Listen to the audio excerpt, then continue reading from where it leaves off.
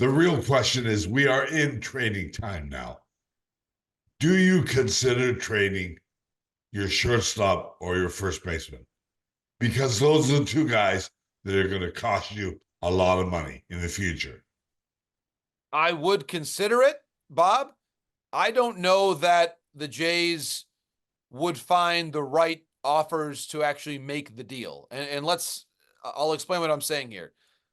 Bichette's numbers continue to be abysmal relative to his standard. Right. And so I really question the wisdom in trading someone who's been that talented and still is that talented, but is not producing.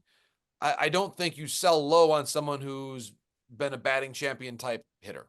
So I think that's what I say with Bo. Unless someone overwhelms you and gives you a package that reminds you of the player that he's been in the past, I tend to think that Bo stays for now and tries to rebuild his value and comes back and has a good contract season in 2025. With Vladdy, Yeah, go ahead. with Sorry. Vladdy, I think that it's a little different conversation because he is starting the All-Star game at first base for the American League. He's had more of a Vladdy type season than what Bo has had. I just don't see a ton of teams that are going to invest a lot of prospect capital in acquiring a first baseman / DH. Seattle might be the one exception.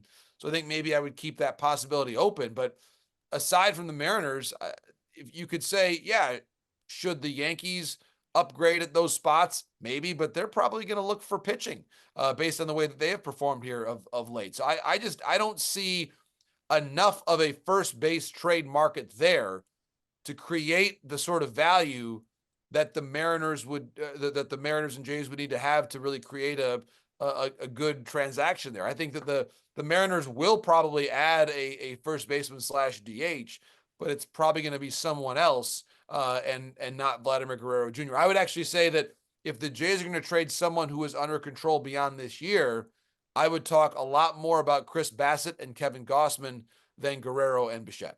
Well, would you would trade pitching at this point? I would if I could get back. There isn't any value. depth in the organization, though. Well, but it's a fair question, Bob. But my point is the only way in which I would trade pitching now is if I felt that I would get back pitching that helps me in 2025.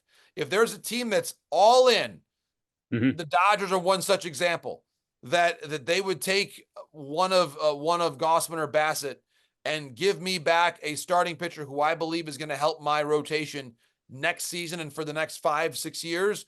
For example, a Landon Knack or someone like that. If the Jays liked him on that level, I would consider that trade. But I think the Jays have to realize they're not as good as the Yankees and Orioles right now. They're not even as good as the Red Sox and the Rays right now.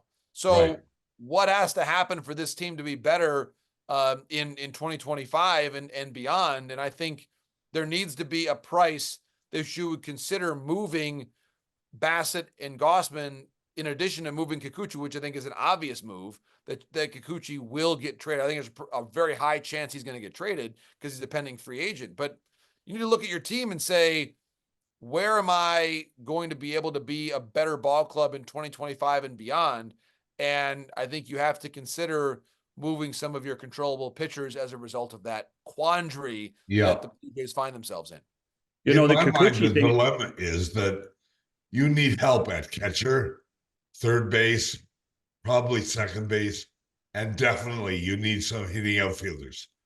So you have multiple areas of concern. I wouldn't worry about the bullpen. Bullpens kind of sort themselves out. I would never trade for a reliever. I don't know about you. No, this is the time of the year, Bob, where you go for value. I think sign your relievers in the offseason. This is I'll draw the parallel to the NHL draft, which maybe we'll talk about later on. The NHL draft is when you get your centers and your defensemen. You can get your winger at the deadline if you need him. I think in baseball at the trade deadline, this is the time to get your starters and your everyday players. This is what you do. You can find your relievers at another juncture of the calendar.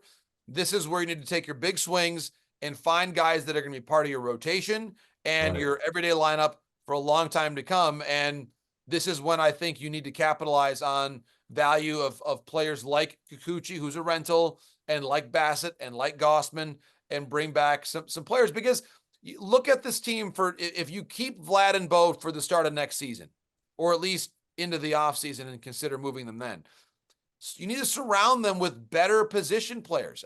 Look at your outfield. Now, Springer has put together a good couple weeks, but can you count on him to be an all-star player next year? Probably not.